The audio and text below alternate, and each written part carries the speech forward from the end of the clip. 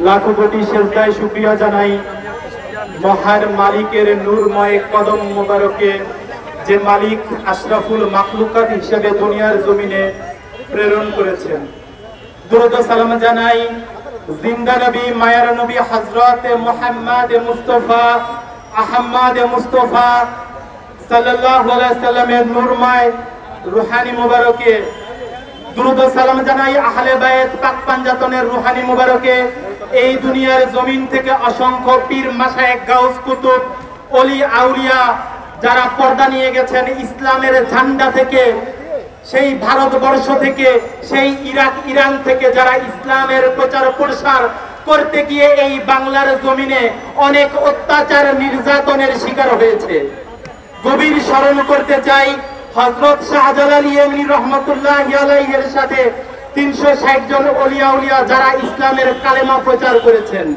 আজকে এটা ভুলে গেলে চলবে না, অস্বীকার করার সুযোগ নেই। এই বাংলার জমিন ওলিয়া উলিয়ার ভূমি, বাংলার জমিন ওলিয়া উলিয়ার ভূমি, বাংলার জমিন ওলিয়া উলিয়ার ভূমি।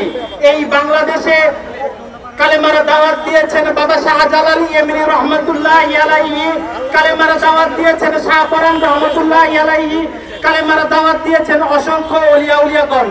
এই বাংলার জমিন বাইজিদ বোস্তানির জমিন, এই বাংলার জমিন শাহ দেওয়ানবাগীর জমিন।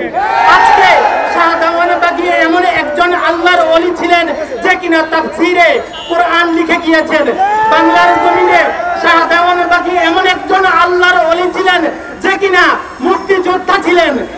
শাহ দেওয়ানবাগী এমন একজন ওলি আল্লাহ ছিলেন যে কিনা 30 বছরে বাংলাদেশে এমন পরিবর্তন করেছেন, এমন সংস্কার করেছেন অন্য আল্লাহর ওলিরা যা করতে পারে নাই। শাহ দেওয়ানবাগীর উপর এত অত্যাচার, এত নির্যাতন, আজকে যারা বাংলার দেশে শাহ দেওয়ানবাগীকে মুছে দিতে চান, তার নামকে মুছে দিতে চান, আপনারা ভুলে গেলে চলবে না শাহ দেওয়ানবাগীর একজন ভক্ত মুরিদ, একজন শাহ দেওয়ানবাগী। শাহ দেওয়ানবাগীকে প্রতিহত করা সম্ভব নয়।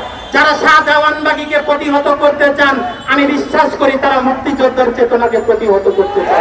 যারা শাহ দেওয়ানবাগীকে প্রতিহত করতে চান, আমি বলতে চাই তারা সেনাবাহিনীকে প্রতিহত করতে চান। কারণ শাহ দেওয়ানবাগী শুধু সে দেওয়ানবাগী ছিল না, সে এমনই দেওয়ানবাগী ছিল, সে মুক্তিযুদ্ধের সময় তার অক্লান্ত পরিশ্রমের কারণে দেশ স্বাধীন হয়েছে। আজকে শাহ দেওয়ানবাগীর প্রধান সংস্কারের মধ্যে 3টা প্রধান সংস্কার। এই 3টা প্রধান সংস্কারের মধ্যে প্রধান একটা সংস্কার হচ্ছে শাহ দেওয়ানবাগী বলেছিলেন আমার আল্লাহ নিরাকার। শাহ দেওয়ানবাগী বলেছিলেন আমার রাসূল গরিব নয়। শাহ দেওয়ানবাগী বলেছেন আমি মুক্তিযোদ্ধা এবং মুক্তিযুদ্ধের অধিকার নিয়ে এই বাংলার জমিনে কাজ করে যাব ইনশাআল্লাহ। লাল সবুজের পতাকা দেখলে তুমিও হবারে হিংসা হতেই পারে, কিন্তু এই লাল সবুজের পতাকার মধ্যে আমার হাসান হোসাইন মিশে আছে। এটা হাসান হোসাইনের বাংলাদেশ। আমার সোনার বাংলার মধ্যে সোনার মদিনা যেমন মিশে আছে, এই সোনার বাংলার মধ্যে মুক্তিযোদ্ধার চেতনা মিশে আছে। আজকে তাদেরকে হুঁশিয়ারি করতে চাই, যারা শাহপরানের মাজারে হামলা করেন এটার তীব্র নিন্দা এবং প্রতিবাদ জানাচ্ছি। আপনারা ভুলে গেলে চলবে না, আপনারাই কিন্তু ঢাকা বিশ্ববিদ্যালয়ের মধ্যে কিছুদিন আগে লুঙ্গি ডান্স করেছেন নাকি? করেছেন না করেন নাই? আপনারা ধানমন্ডি 32 নম্বরে লুঙ্গি ডান্স করেছেন। আপনারা বিভিন্ন জায়গায় বিভিন্ন বিশ্ববিদ্যালয়ে এখন কাওয়ালি করছেন।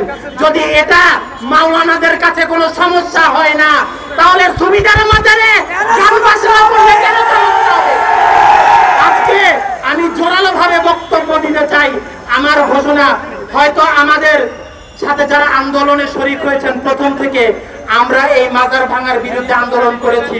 আজকে হিয়াজুরি মঈনুদ্দিনের বাসভবন ভাঙা হয়েছে, তার মাজার ভাঙা হয়েছে, এর তীব্র নিন্দা এবং প্রতিবাদ জানাচ্ছি। আমাকে বিভিন্নভাবে হুমকি দেওয়া হচ্ছে, সমঝোতা করা হচ্ছে। আপনারা যারা মিডিয়া আছেন তারা এই কথাগুলো রেকর্ড রাখেন। আমরা কারো কাছে আপোষ করতে জানি না। যেই উপদেষ্টার কারণে, যেই উপদেষ্টার আমলে হিন্দুরা তাদের মত প্রকাশ করতে পারে না, সুফিরা তাদের মত প্রকাশ করতে পারি না, আজকে সেই উপদেষ্টার, ধর্ম উপদেষ্টার অতি দ্রুত পদত্যাগ করে তার দায় স্বীকার করে গদি বৈষম্য বিরোধী ছাত্রদের হাতে ছেড়ে দিয়ে এই বাংলাদেশকে পুনরায় স্বাধীন করার ঘোষণা দিচ্ছি। আসসালামু আলাইকুম ওয়া রাহমাতুল্লাহি ওয়া বারাকাতুহু। জয় হোক বিশ্ব মানবতা।